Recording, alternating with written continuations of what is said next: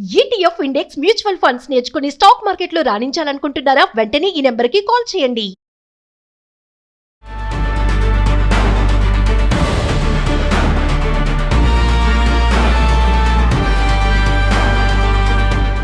నమస్తే, నా పేరు doctor Solomon Raj, advocate, supreme court of India. Welcome to Suman television. Rupa Reddy గారు ప్రిన్సిపల్ గా పనిచేస్తున్నారు. నల్గొండలో కొండ మల్లెపల్లి అనే ఒక ప్రాంతంలో నాగార్జున గ్రామర్ కాన్సెప్ట్ స్కూల్ కి ఈవిడ గత కొన్నేళ్లుగా ప్రిన్సిపల్ గా పనిచేస్తున్నారు. మనం ఆగస్ట్ 11వ తేదీ చూస్తే చాలా దారుణంగా ఈవిడ స్టార్ట్ చేసి చంపబడ్డారు. టోటల్ గా చూస్తే 27 స్టాబింగ్స్ ఉన్నాయి ఆవిడ బాడీ పై. ఈవినింగ్ టైంలో అబౌట్ 7 PM ఆ టైంలో ఎవరో తెలియని వ్యక్తులు ఆవిడ ఇంట్లో జొరబడి చంపేశారు ఆవిడ. 27 స్టాబింగ్స్. ఈ స్టాబింగ్స్ జరిగే ముందు ఈ ఇంట్రూడర్స్ ఎవరైతే రూపారెడ్డి గారి ఇంట్లోకి జొరబడ్డారో ఆ టైంలో ఈవిడ ఆన్ కాల్ ఉంది. ఆ కాల్లో వాళ్ళ ఆంటీతో వాళ్ళ పిన్నితో మాట్లాడుతున్నారు. ఆ కాల్లో ఉండగానే ఆవిడ బాబు బాబు అని చెప్పి ఒక మాట వాళ్ళ ఆంటీకి అయితే వినిపించింది. తర్వాత ఆ క్లూని పట్టుకునే నల్గొండ పోలీస్ వారు and the headship and leadership of SP power గారు ఈ కేసును అయితే ట్రాక్ చేయడం జరిగింది. ఈ కేసులో అత్యంత ఆశ్చర్యకరమైనది ఏంటి అంటే, చంపింది ఎవరో కాదు, ఇద్దరు జువెనైల్స్. వాళ్ళు టీనేజ్ లో ఉన్నారు, ఏజ్ బిట్వీన్ 16 to 18 years. వీళ్ళు వ్యసనాలకి వీటికి లోనై రూపారెడ్డి ప్రిన్సిపల్ గారిని చంపడం జరిగిందని చెప్పి పోలీస్ వారు అంటున్నారు. ఇక్కడ చూస్తే అత్యంత కిరాతకంగా రూపారెడ్డి గారిని చంపారు. ఒకటి కాదు, రెండు కాదు, 27 times various parts of the body పైన, దానిపైన అంటే వైటల్ పార్ట్స్ లో కూడా స్టాబ్ ఇంజురీస్ అయితే ఉన్నాయి. ఈ ఇద్దరు juveniles JCL1 and JCL2 juveniles కాబట్టి మనం పేర్లు తీసుకోవడానికి ఉండదు, as per act as well as supreme court guide lines. JCL1 అంటే JCL అంటే juvenile who is conflict against the law. So ఈ JCL1 తర్వాత JCL2 ఇద్దరు కూడా ఏం చేశారంటే ఒక గ్రడ్జ్ పెట్టుకున్నారు రూపారెడ్డి గారి పైన. ఎందుకంటే ఈ మర్డర్ చేయకన్నా ముందు, కొన్ని రోజుల ముందు, ఈ JCL1 బ్యాగ్ లో కొంచెం క్యాష్, ఆ తర్వాత ఫోన్ దొరికింది. అది రూపారెడ్డి గారు రెడ్ హ్యాండెడ్ గా పట్టుకున్న తర్వాత హాస్టల్లో చదివాడు వాడు, డే స్కాలర్ కాదు. ఇమీడియట్లీ హాస్టల్లో ఉండకూడదని చెప్పి హాస్టల్ నుంచి తీసేసి పేరెంట్స్ కి ఇన్ఫార్మ్ చేసి డే స్కాలర్ గా కన్వర్ట్ చేయడం జరిగింది. దానికి పిల్లోడు గ్రడ్స్ పెట్టుకోండి. ఇద్దరు కూడా ఏం చేశారంటే రెక్కీ చేసి, అంటే రూపారెడ్డి గారి ఇల్లు అక్కడ నుంచి కొంచెం దూరమే, దీని ఆ ఇంటిని అంతా రెక్కీ చేశారు ఇద్దరు కూడా, JCL1 అండ్ JCL2. రెక్కీ చేసిన తర్వాత ఎక్కడ CCTV ఫుటేజ్ లేదో అక్కడ నుంచి ఇంట్లోకి ఎంటర్ అయ్యే మార్గాలు చూసుకొని, వెనకాల కాంపౌండ్ వాళ్ళ హార్డ్లీ 5 feet ఎంతో ఉంటుంది, కింద బోల్డర్స్ ఇవన్నీ కూడా ఉన్నాయి. సో ఈ వెనక భాగం నుంచి వీళ్ళు ఎంటర్ అవ్వడం జరిగిందండి ఇంట్లోకి. ఆ కిచెన్ డోర్ ఈవినింగ్స్ తెరిచి ఉంది. ఆ కిచెన్ డోర్ నుంచి ఇంట్లోకి వెళ్ళారు. వాళ్ళు డబ్బులు దొంగలించడానికి ఇంట్లోకి జొరబడినట్టు తెలిసింది. తర్వాత ఇంట్లోకి వెళ్లే ముందు వీళ్ళు ఒక ప్రీ మెడిటేటెడ్ ప్లాన్ అయితే హ్యాక్ చేసుకొని ఉన్నారు. మార్కెట్కి వెళ్ళి అంతకుముందే వీళ్ళు ఫేస్ మాస్కులు కొనుక్కున్నారు, గ్లౌస్ కొనుక్కున్నారు, ఆ తర్వాత ఒక నైఫ్ కూడా కొనుక్కున్నారు. సో వీళ్ళెళ్ళి ఆగస్ట్ 11న రూపారెడ్డి గారి ఇంట్లోకి వీళ్ళు చేరినప్పుడు వాళ్ళకి తెలుసు ఆగస్ట్ 11th రోజు రూపారెడ్డి గారి దగ్గర క్యాష్ ఉంటుంది. ఎందుకంటే అది ఆ రోజు కంప్లీట్ అంటే ఫీ కలెక్షన్ డే కాబట్టి హ్యూజ్ క్యాష్ ఇంట్లో ఉంటుందని తెలిసి ఎన్నోసార్లు వీళ్ళు గమనించారు, ఫీ కలెక్ట్ చేసుకొని రూపారెడ్డి గారి ఇంటికి తీసుకెళ్తారని. ఆ క్యాష్ ని దొంగలించడానికి వీళ్ళంతా అయితే వీళ్ళిద్దరు అయితే కలిసి అక్కడికి వెళ్ళారు.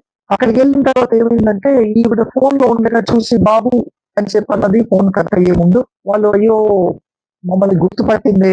ఈ ఇద్దరు JCL1 అండ్ JCL2 కూడా వీళ్ళు ఏం చేశారంటే మాస్క్ పెట్టుకున్నా కూడా రూపారెడ్డి గారు దీన్ని ఐడెంటిఫై చేసింది. ఎందుకంటే వాళ్ళ స్టూడెంట్స్ క్లాస్ 10th లో ఉన్నారు కాబట్టి ఐడెంటిఫై చేస్తే వీళ్ళు భయపడి ఎక్కడ అంటే వీళ్ళ గురించి తెలిసిపోద్దు అని చెప్పి వీళ్ళు భయాందోళనకు గురై వెళ్ళి ఆవిడని 27 times స్టార్ట్ చేసి ఆవిడని చంపేసి, దాని తర్వాత ఈ క్యాష్ తో, దాని తర్వాత రూపారెడ్డి గారితో ఒక ఐఫోన్ ఉంది, ఐఫోన్ స్టీల్ చేసి వీళ్ళిద్దరు కూడా ఆ బ్యాక్ డోర్ నుంచి మళ్ళీ ఆ బోల్డర్స్ వాల్ క్లైమ్ చేసి బోల్డర్స్ ఎక్కి వచ్చేసారు.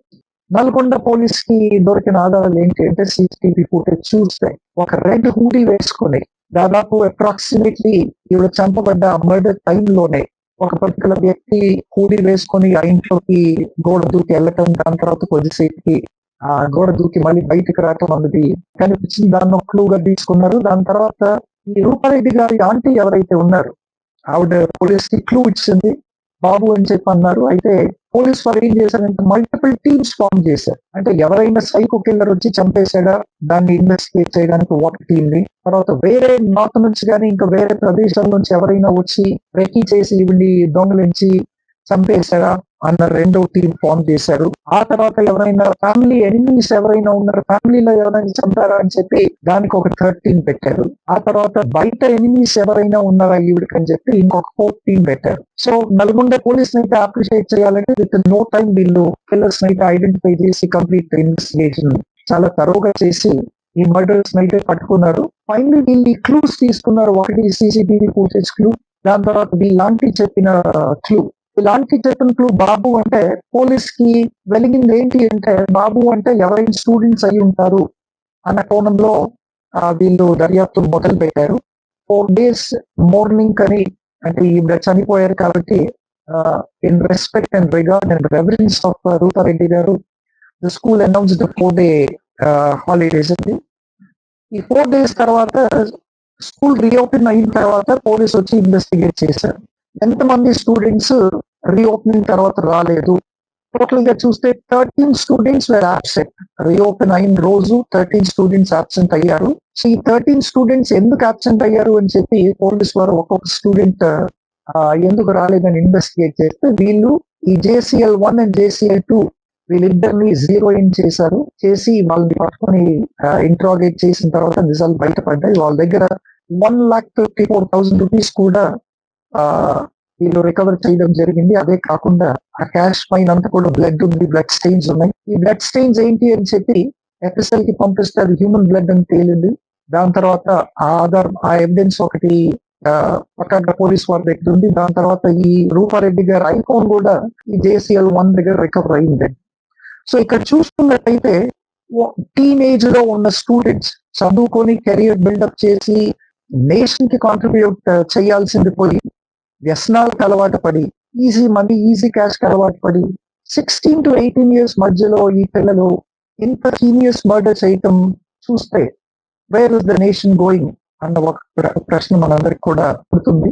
సో మనం చూసుకున్నట్టయితే అంటే why are the teens committing such heinous murders? Supreme Court has categorically declared that murder itself is very heinous in nature. Let it be any type of murder. Murder antene it is actually a heinous crime అని చెప్పి Supreme Court has actually ruled out. ఈ heinous crime చేసిన ఈ ఇద్దరు JCL 1, JCL 2 ని ఎట్లాంటి punishment ఉంటుంది legally అంటే what are the legal entanglements? వీళ్ళని అడల్ట్ కింద ట్రై చేయొచ్చా?